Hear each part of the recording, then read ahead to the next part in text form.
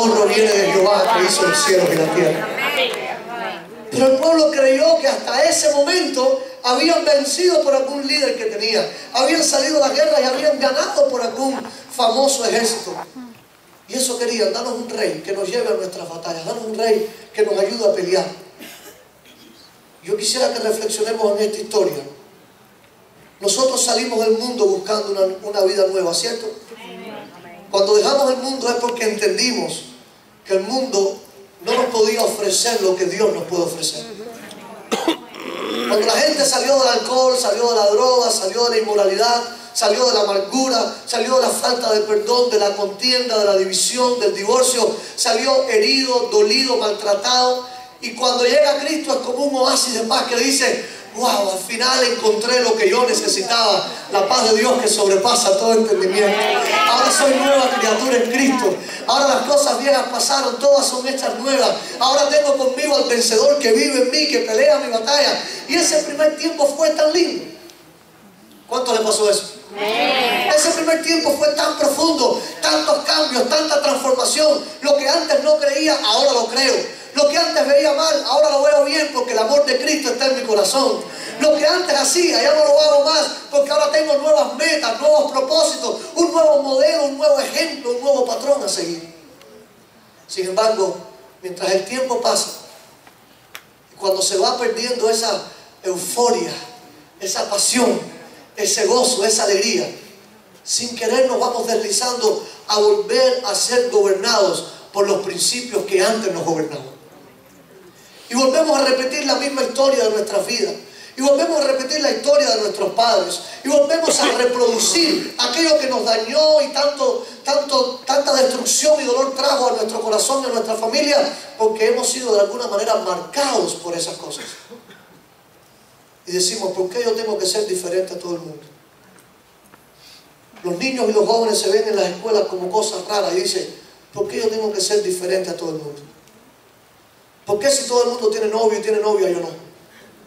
¿Por qué si todo el mundo hace sexo debajo de la escalera y se va por ahí a los nightclubs y se va a prom night y en el prom night acaban con la vida y con todo? ¿Por qué yo no? Y ahí está la mujer, si todo el mundo se arregla y se pone bonita y sale a la calle y todo el mundo se mete con ella, ¿por qué yo no?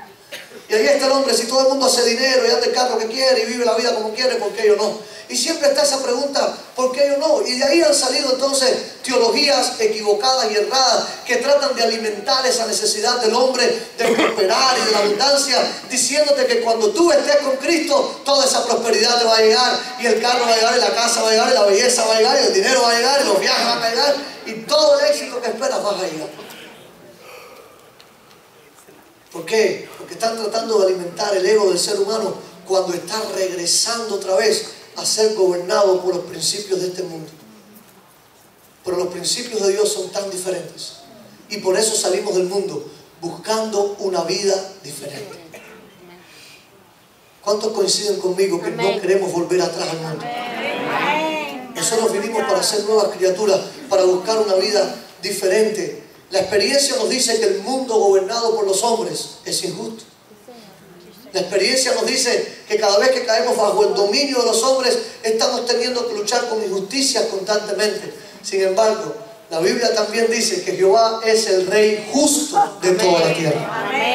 Nada de lo que Él pide, ninguna de sus leyes, ninguna de las reglas de su reino son injustas.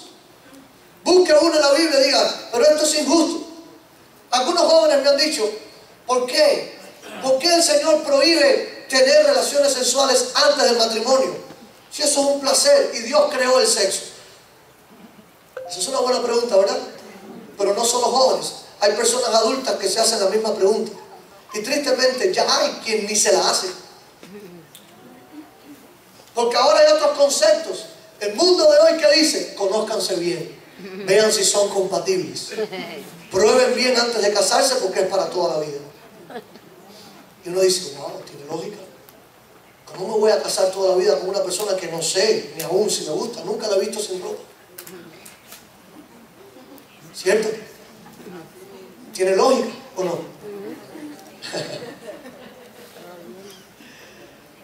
Y está la batalla entre las leyes del mundo y las leyes de Dios. Pero empieza a mirar cuánta gente ha basado su relación matrimonial solamente en cómo luce el cuerpo de la otra persona y cómo le va la media hora que está sobre la cama, sin entender que la relación matrimonial es un pacto espiritual de por vida que va más allá de una relación sexual. Es un yugo, es una unidad, son una sola carne, son uno solo para formar una familia y vivir felices toda la vida. ¿Qué pasa? Que cuando ese cuerpo cambia, entonces el amor se va. Y el cuerpo cambia, créanme, siempre va a cambiar. Hagas lo que hagas y gastes lo que gastes. Te vayas a Colombia o a Venezuela, regreses, hagas lo que hagas. Toda cantidad de plástico que quieras sumar a tu cuerpo puedes ponerlo. Anyways, en su momento todo va a cambiar. Y no estoy hablando nada en contra de quien quiera chapistearse. Sea feliz y sea feliz. No hay problema. Pero yo quiero explicarles algo. ¿Por qué dijo Dios esta regla? Solo por poner un ejemplo. Para lograr lo que hoy es el problema del hombre. ¿Por qué hay tantos muchachos que se crían sin sus padres divorciados? ¿Por qué la contienda está en el hogar desde el inicio? Porque las bases del matrimonio no son las que Dios estableció. Bases completamente sexuales cuando deberían haber bases más espirituales. Como solamente me gustó, me atrajo, perdí el apetito, perdí el sueño, me casé. Y después que me casé, ¿qué vino atrás? Porque nadie manda en el corazón, porque imagínate, porque yo, es una cosa que me inunda, me llena. Yo nunca estuve tan enamorada de alguien así. Todas esas cosas, iglesia, son los principios de este mundo. Pero Dios, que es bueno y es justo, quiere un pueblo santo, un pueblo donde no haya divorcio, un pueblo donde no haya separación, un pueblo donde los hijos no se críen solos, odiando a uno de los dos padres o teniendo que compartir el tiempo de uno y de otro. Eso no es lo que Dios quería. Eso pasó porque el hombre, una vez más, quiso ser gobernado por los principios de este mundo que dicen no hay problema. Ahí están todas las pancartas en el medio de Okeechobee, divorcios baratísimos, planes de pago fácil. Venga y divórciese, que eso es lo más fácil que hay en el mundo. Las leyes del hombre dicen divórciate. Las leyes de Dios dicen permanece, cuida tu matrimonio. Amén. Amén. Si empezamos a poner tantos ejemplos de las cosas que Dios dice que hagamos, nos vamos a dar cuenta que todos los males que el hombre tiene hoy en día viene de rebelarse contra las leyes del rey, aceptando las leyes vigentes en vez de haber aceptado primero las leyes de nuestro rey que está por encima de todo. La gente todavía se pregunta por qué hay hambre en el mundo, por qué hay tantos niños que mueren de hambre mientras otros son millonarios, porque estamos regidos por leyes de hombre. La ley de Dios nunca permitió el hambre sobre la tierra, sino que cuando alguien empobrecía y vendía su heredad, lo más que tenía que esperar era 40 años y toda su heredad era devuelta a él, para que el hambre y la pobreza no fuera eterna, sino fuera solamente temporal. Dios es justo. Porque hay guerras, porque hay gente avariciosa que quiere dominar sobre otro, que quiere controlar el mundo entero. Porque ISIS está haciendo esta guerra. Un estado nuevo se levanta, ahora quieren llamarse el Estado Islámico. Entonces quieren comenzar a gobernar. Ese deseo de poder, ese deseo de grandeza, ese deseo de éxito, de dominio, de reinado, es lo que tiene al hombre como está hoy en día. No es culpa de Dios. Paremos de culpar a Dios. Paremos de acercarnos y quedarnos callados cuando la gente nos hace esa pregunta. El mundo está patas arriba porque el mundo se ha rebelado contra las leyes del rey. Pero cuando nosotros aceptamos sus leyes, automáticamente el gobierno de Dios viene sobre nuestras vidas y las cosas empiezan a cambiar. Yo quiero una pregunta. ¿Deseamos ser como los demás? Quiero hacerles esa pregunta, iglesia. ¿Somos nosotros de esos que deseamos ser como los demás? ¿Somos nosotros los que anhelamos ser como otros? Vemos en los cantantes de la calle, en las bailarinas, en los jóvenes que están por ahí, o en la vida de otras personas no cristianas, vemos el ejemplo, vemos la meta, queremos llegar ahí. ¿Eso es lo que anhelamos? La historia confirma que los valores y reglas de Dios todavía son vigentes, todavía son razonables. Yo quiero hacerles ya una reflexión final antes de ministrar. ¿A quién quieres como rey de tu vida? ¿A quién quieres como rey de tu vida? Esta pregunta va mucho más allá de lo que estamos imaginando. Porque aceptar a Jesús y a Dios como rey de mi vida significa que yo me voy a someter a sus reglas. Significa que yo voy a obedecer sus reglas. Usted ve la luz roja del semáforo prenderse y automáticamente sabe que tiene que parar el carro. ¿Qué pasa cuando no paras el carro? ¿Usted es libre? Bueno, paro el carro porque no quiero. Oiga, acelero mi carro si yo quiero, claro. Nadie te está aguantando el pie. Nadie te agarra el pie, te lo aguanta y dice, ¡frena! No, yo quiero. Estamos en Hialeah. La roja no significa parar.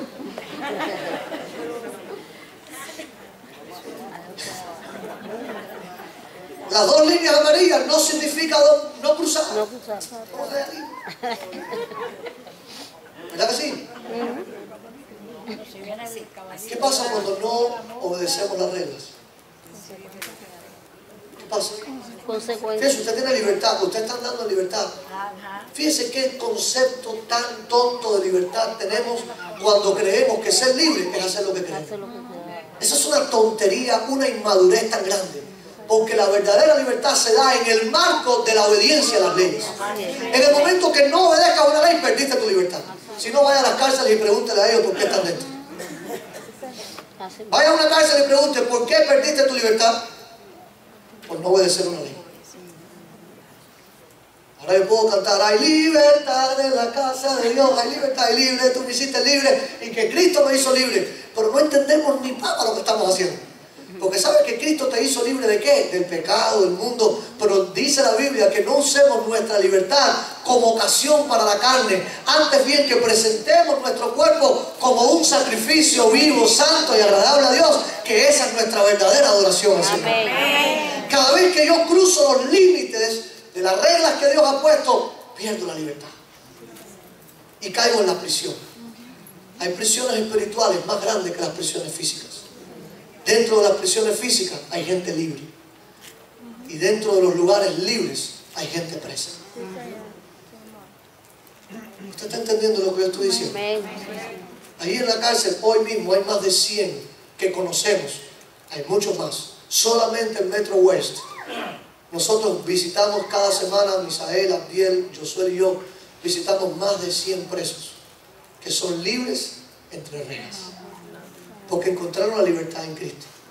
Ahora, ellos están ahí porque cruzaron una ley. Incumplieron una ley.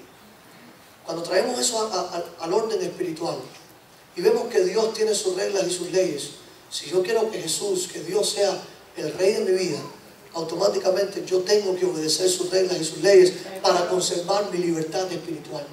Para no caer en los vicios, para no caer en ataduras espirituales, en ataduras sexuales, en ataduras morales, en ataduras del carácter, para no caer en la amargura que a veces embarga a la gente. Hay mucha gente amargada, son cristianos y están amargados porque perdieron la libertad hace mucho rato por no obedecer las leyes más sencillas de Dios, como perdona al que te ofende.